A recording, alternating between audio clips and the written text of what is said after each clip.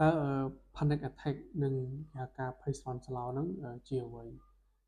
មូលហេតុអីបានជាកើតឡើងតើវាមានគ្រោះថ្នាក់ដែរឬទេហើយpanic attack ឬក៏ភ័យស្លន់ស្លោហ្នឹងច្រើនជាមូលហេតុដែលអ្នកជំងឺនៅចិត្តទៅសង្គ្រោះផ្ទាល់នៅពេទ្យញឹកញាប់ទៅគាត់ណាគ្រូពេទ្យដាក់អុកស៊ីហ្សែនតិចទៅគាត់ក៏ធូរស្រាលហើយក៏ទាមកផ្ទះវិញតើpanic attack ឬក៏ភ័យស្លន់ស្លោជាអ្វី Panic attack គឺជាការកើនឡើងនៃការភ័យយ៉ាងខ្លាំងហើយភ្លាមហើយវាកើតឡើងដោយគ្មានគ្រោះថ្នាក់អីពិតប្រាកដទេរោគសញ្ញាកើតឡើងខ្លាំងក្នុងរយៈពេល10នាទីហើយភាគច្រើនថយចុះវិញប្រហែលជា20ទៅ30នាទីអ្នកជំងឺគាត់គិតថាគាត់អាចនឹងស្លាប់ឬក៏គាត់គិតថាគាត់អាចនឹងគាំងបេះដូងហើយរោគសញ្ញា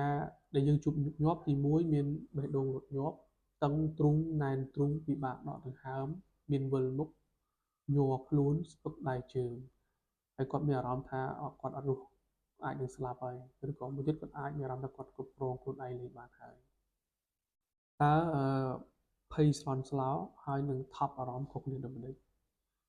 មនុស្សច្រើនច្រឡំរវាង anxiety ហើយនឹងការ panic attack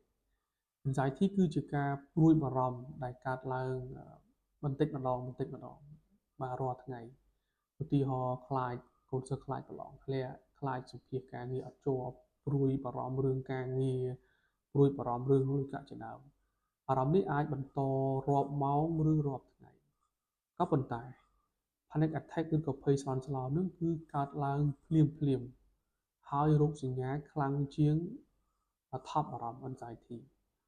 គឺប្រៀបធៀបថប់អារម្មណ៍នោះវាបានដូចជាភ្លៀងធ្លាក់តិចហើយ panic attack នឹងឧទាហរណ៍ដូចជាព្យុះសង្គ្រាចុះ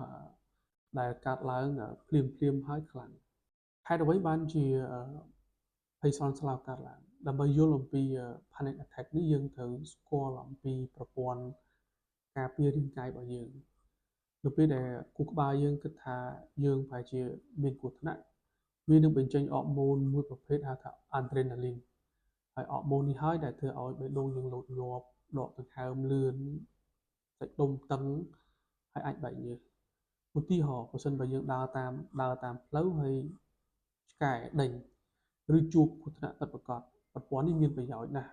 នៅពេលប្រព័ន្ធនេះដំណើរការធ្វើឲ្យយើងអាចរត់លឿនជាងមុនចឹងទៅបាទក៏ប៉ុន្តែក្នុង panic attack គូក្បាលយើងបើកប្រព័ន្ធហ្នឹងគេហៅប្រកាសអាសន្នហ្នឹងប៉ុន្តែគ្មានគ្រោះថ្នាក់ពិតប្រាកដទេវាប្រៀបបានដូចជាសំឡេងរោរបស់អគ្គិភ័យប៉ុន្តែអត់មានភ្លើងឆេះទេបាទហើយអ្វីក្នុងអំឡុងពេលភ័យស្លន់ស្លោយើងវិលមុខនៅពេលដែលភ័យមនុស្សច្រើនដកដង្ហើមលឿនពេក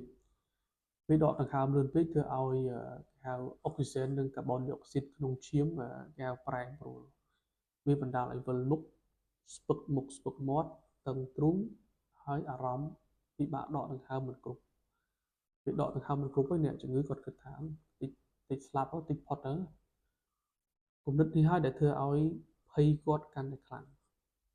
គាត់បំភ័យខ្លួនឯងបន្ថែមទៀតហើយកាលណាគាត់ភ័យកាន់តែខ្លាំងបេះដូងគាត់នឹង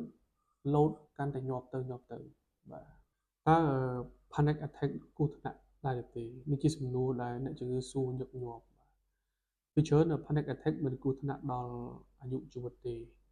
ប៉ុន្តែវាធ្វើឲ្យអ្នកជំងឺមានអារម្មណ៍ថាចិត្តស្លាប់ប៉ុន្តែវាមិនមែនមានន័យថាគាត់មានជំងឺគាំងបេះដូងអីនោះទេប៉ុន្តែមានសញ្ញាមួយចំនួនដែលយើងត្រូវយកចិត្តទុកដាក់ឧទាហរណ៍គាត់ឈឺទ្រូងខ្លាំងលើកដំបូងឈឺនឹងមានរាលមកគៀមមកចាក់មកដៃក៏មានដួលសន្លប់ក៏មានពិបាកដកដង្ហើមឬក៏អ្នកជំងឺគាត់មានជំងឺបេះដូងស្រាប់ពេលនេះយើងគួរតែទៅមន្ទីរពេទ្យភ្លាមដើម្បីឲ្យគ្រូពេទ្យគាត់ធ្វើរោគវិនិច្ឆ័យឲ្យច្បាស់ថាគាត់នឹងមានជំងឺបេះដូងពិតប្រាកដអត់អាចចាប់ចង្វាក់បេះដូងអាចអេកូបេះដូងទៅបាទទៅពេលដែលគ្រូពេទ្យគាត់រកឲ្យថាអត់មានបញ្ហាបេះដូងទេទើបយើងគិតមកការភ័យស្លន់ស្លោសូមចងចាំថា panic attack គឺជាការភ័យខ្លាចយ៉ាងខ្លាំងដែលកើតឡើងភ្លាមរោគសញ្ញាដោយសារប្រព័ន្ធ ការពាររាងកាយរបស់យើងដំណើរការគ្រប់ពេលមិនមែនមានន័យថាបេះដូងយើងឈប់ធ្វើការនោះទេវីដេអូបន្ទាប់ខ្ញុំនឹងរៀបរាប់អំពីតើភ័យស្លន់ស្លោកើតញឹកញាប់ប៉ុណ្ណាទើបយើងគិតថាអាចនឹងវិវត្តទៅជាជំងឺស្រើតបាទសូមអរគុណ